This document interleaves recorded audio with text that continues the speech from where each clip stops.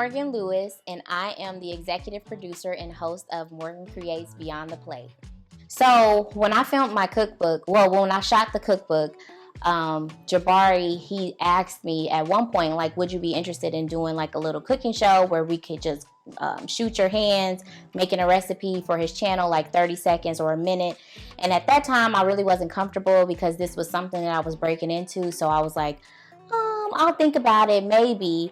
And then as it progressed, I just had the idea because I love cooking shows, but I didn't see like cooking shows that seemed like, I don't want to say affordable, but like whatever the word is where you feel like, okay, I can do this too. So you don't have like an industrial kitchen, but a cooking show that is made for everyday home chefs. So that was kind of the inspiration to make the cookbook come to life. Well, first, I think that when I do see cooking competition shows, they're really intense as far as like the dishes that they're making. Some of them are intricate. I would say now, in the last couple of years, there are more shows that are kind of geared towards home chefs or, easier cooking. But I definitely feel like there was a need for people that look like me who are, have not been, classically trained or went to culinary school, but everybody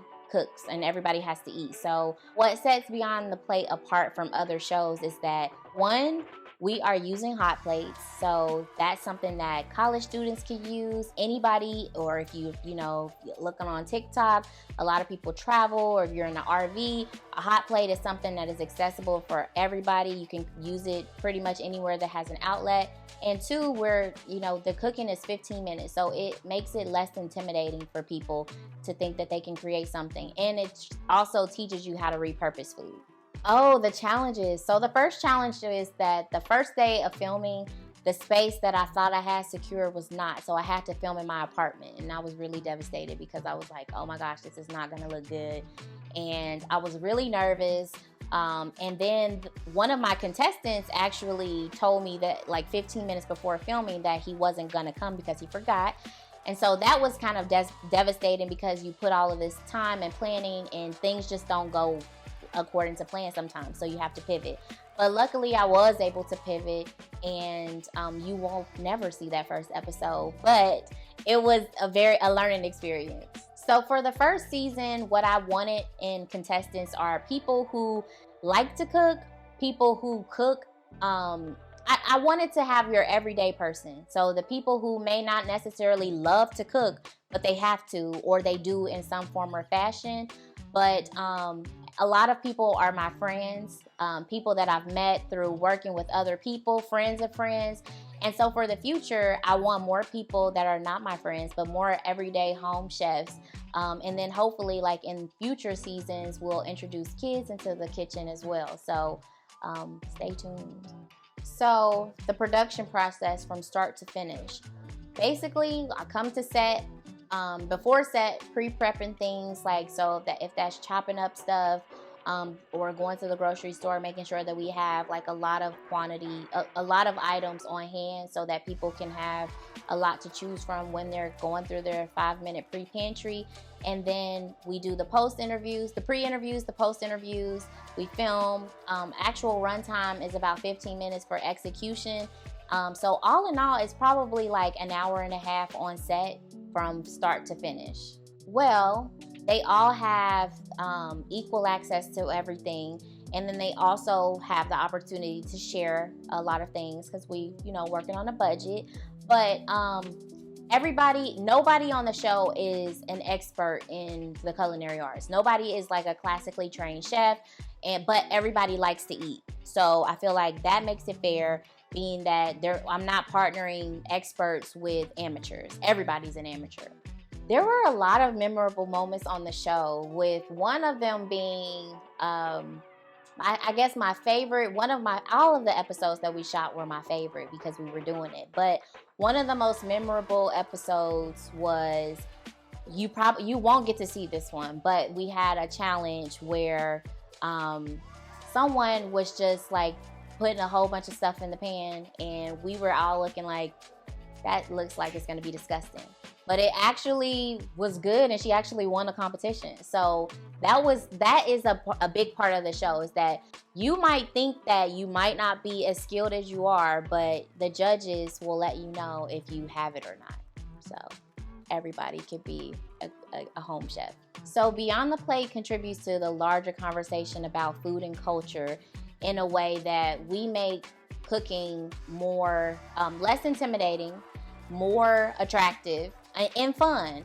And I think that a lot of people, including myself, even when I first started cooking, I did not like cooking. I hated cooking. And what pushed me into cooking was because I was in college and I was getting sick. And so I had to cook in order to not be sick. But I was very intimidated because I didn't have the skill set. And also, I was young. I didn't really know like what to do, what kind of ingredients, and I didn't have any money. So I think Beyond the Plate helps teach people that you don't have to have a lot of money to do a lot with cooking, and you also can make a lot of dishes with repurposing food, or cooking in smaller quantities. And we do it in 15 minutes, so it's easy.